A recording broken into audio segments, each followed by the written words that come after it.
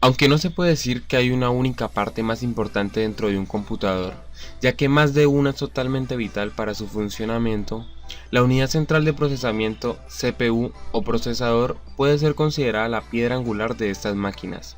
Y es precisamente este componente el encargado de computar, ordenar y procesar. Sin embargo, la mayoría tenemos nociones más bien pobres de lo que realmente hace, dudas sobre cómo lo hacen y muchas preguntas sobre cómo se han convertido en los complejos milagros tecnológicos que son hoy en día. Por dicha razón, he optado en incurrir en la decisión de realizar una serie de videos que expliquen no solo dicho título, sino además un conjunto de temas que serán de mucha utilidad en la búsqueda de detallar los aspectos más importantes de los diferentes componentes que dan vida a nuestra PC. Así que, sin más preámbulos, comencemos con este capítulo de Hardware para novatos titulado ¿Qué es y cómo funciona el CPU o procesador?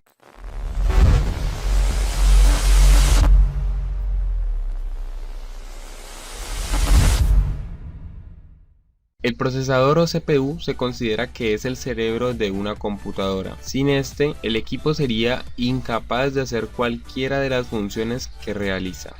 El procesador es la parte que realiza todos los cálculos matemáticos y todos los procesos de control para que la computadora pueda realizar sus funciones. Básicamente, se trata de un chip que controla el movimiento y el tratamiento de datos, el cual se inserta en la tarjeta madre o mainboard en un conector especial denominado socket. Exteriormente, un procesador es un cuadrito que tiene uno de sus lados llenos de pines.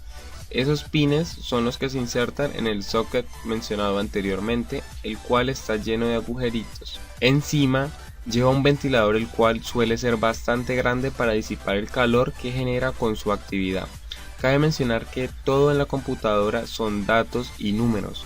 Obviamente, para hacer todo esto una computadora necesita de complejas operaciones matemáticas. Por eso, cuanto más rápido un procesador realice estas operaciones, mejor será el rendimiento de la computadora. La velocidad del procesador se mide en hercios o hertz, como se le conoce en el idioma inglés. Esta es la unidad de frecuencia que equivale a una vibración por segundo. A mayor velocidad de hercios, mejor es el procesador porque hace más operaciones en menos tiempo. En la actualidad, los procesadores más modernos miden su velocidad en gigahertz. Ahora les contaré un poco su historia para que comprendamos así la importancia del tiempo y los avances tecnológicos. Hubo un lapso de tiempo en el que los procesadores más modernos miden su velocidad en gigahertz. Ahora les contaré un poco su historia para que comprendamos así la importancia del tiempo y los avances tecnológicos. Hubo un lapso de tiempo en el que los procesadores eran constituidos por enormes armatostes que bien podrían llenar una habitación.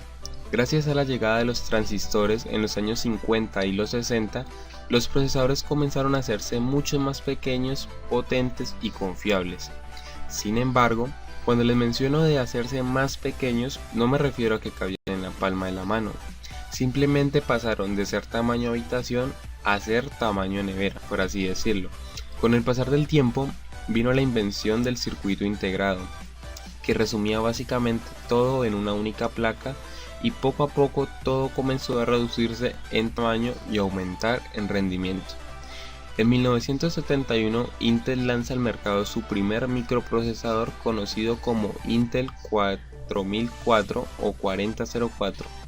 Un año después, en 1972, la empresa anuncia el lanzamiento del primer microprocesador de 8 bits bajo el nombre de 8008. Pero esta pieza no sería tan trascendental, puesto que aún era limitada para lo que prometía, razón que llevó a que en los años siguientes, en 1974, se diera a conocer el Intel 8080, el que sería conocido como el primer microprocesador de propósito general. Los avances se siguieron dando con mejoras intrínsecas en cada dispositivo, razón que en 1978 llevó a Intel a presentar el microprocesador 8086 de 16 bits, el cual fue convertido en un estándar de la industria.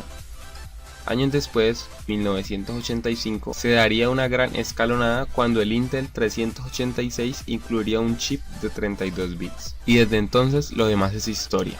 La rápida evolución de estos pequeños chips y su gran flexibilidad han acaparado todo el mercado del cómputo. Ahora bien, indagaré uno de los temas más importantes que seguramente los ha traído hasta este video, y es precisamente cómo funciona el CPU. Cuando una función, un programa o una parte de datos se pone en proceso, la CPU utiliza la memoria RAM y cualquier otro hardware con el fin de procesar los datos. La CPU lee las instrucciones asociadas a la tarea antes de enviarla de nuevo a la memoria RAM.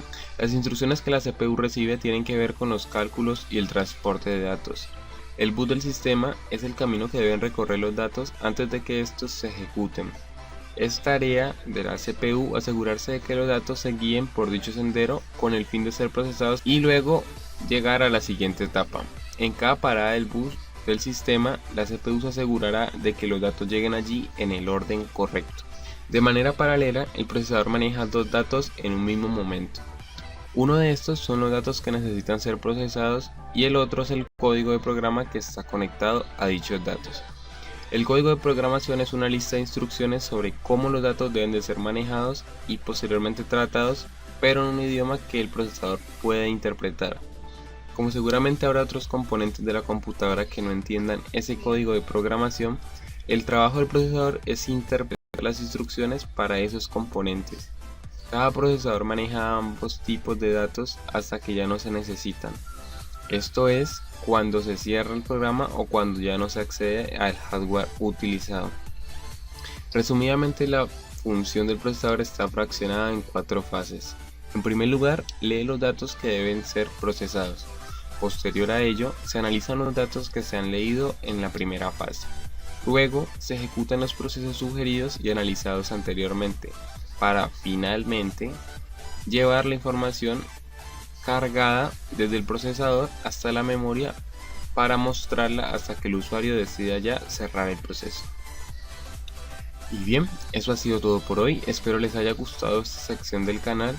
Si el video fue de tu agrado, recuerda suscribirte al canal, valorar con un me gusta, compartirlo con tus amigos y no olvides dejar tu opinión sobre qué te pareció o qué te gustaría ver en otra ocasión. Yo soy de Sega Red, estoy a su disposición y hasta la próxima.